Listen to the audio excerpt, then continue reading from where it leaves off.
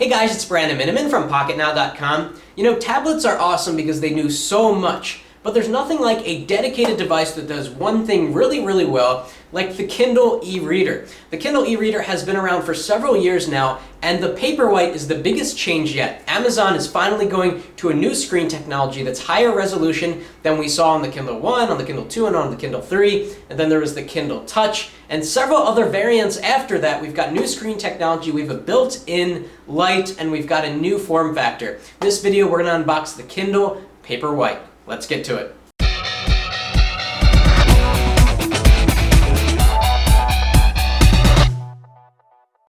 Okay, and is it me or does the name Paperwhite make you feel relaxed? Say it, Paperwhite. Paperwhite. It's just got a nice sound to it, doesn't it? So let's unbox here the Kindle. And the Kindle Paperwhite is Amazon's answer to the Barnes & Noble Glow Light, although they claim that it's better. It has better screen technology and so forth. So let's take out the Kindle, and as with all Kindles, you get a really cool unboxing experience. You get the device, a simple charging cable, which no longer comes with, of course, the wall wart, which is kind of unfortunate, but everyone's got them. We're using standard micro USB, which is great. And this is the Kindle Paperwhite. It feels super light, it's super thin, it probably has a great in-hand feel. These dedicated e-reader devices are just amazing for reading, as they should be, because that's really all that they do unless you like the experimental web browser. Now, I'm so curious to see how the screen clarity compares to the last Kindle. Move that out of the way. The Kindle Touch. And over here we've got a software update going, and that's a strange time to do a software update. But hey, I just want to bring this out for a sec. Remember this? This is the original Kindle. No, this is not a prototype that I stole from Amazon headquarters, although it looks just like a prototype, doesn't it? I mean, did they actually ship this thing? And yeah, they did. And this was an amazing device because it was shaped like a wedge. It was perfect to hold in your hand. It was definitely thicker. It had a user replaceable battery, although most people never replaced it. Just a really cool device, the device that started it all. I wish I could turn this on right now, but I can't because it is broken. As you can see, it took a fall and the screen broke. So screen technology has changed a lot since the first Kindle. Page refresh rates are way up, way down, I should say. They're so much faster.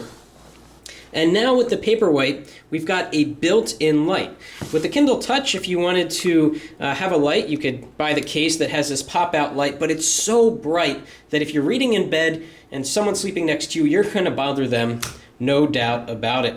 So let's turn on the Paperwhite. This thing is so light, and we've got this nice soft touch plastic.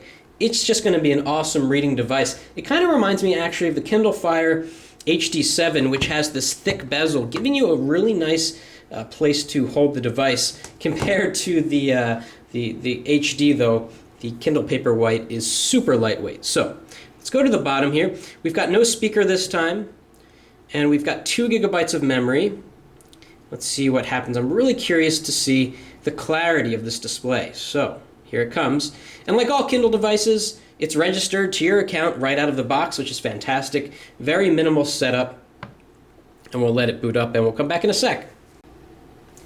Okay, we've got both devices starting up right now. The backlight is turned on here on the Paperwhite, and the uniformity of the backlight is fantastic. Much better than the Barnes & Noble Glow Light.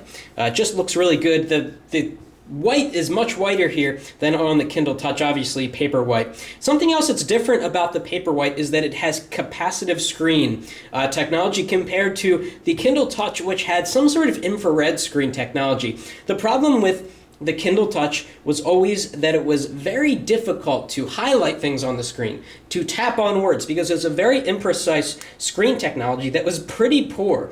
So it's great to finally have capacitive touch, the same sort of capacitive touch we're used to on our Androids and our iPhones and our tablets. That precision is finally here with the Paperwhite, which is great if you like to highlight or interact with content. So let's click Get Started.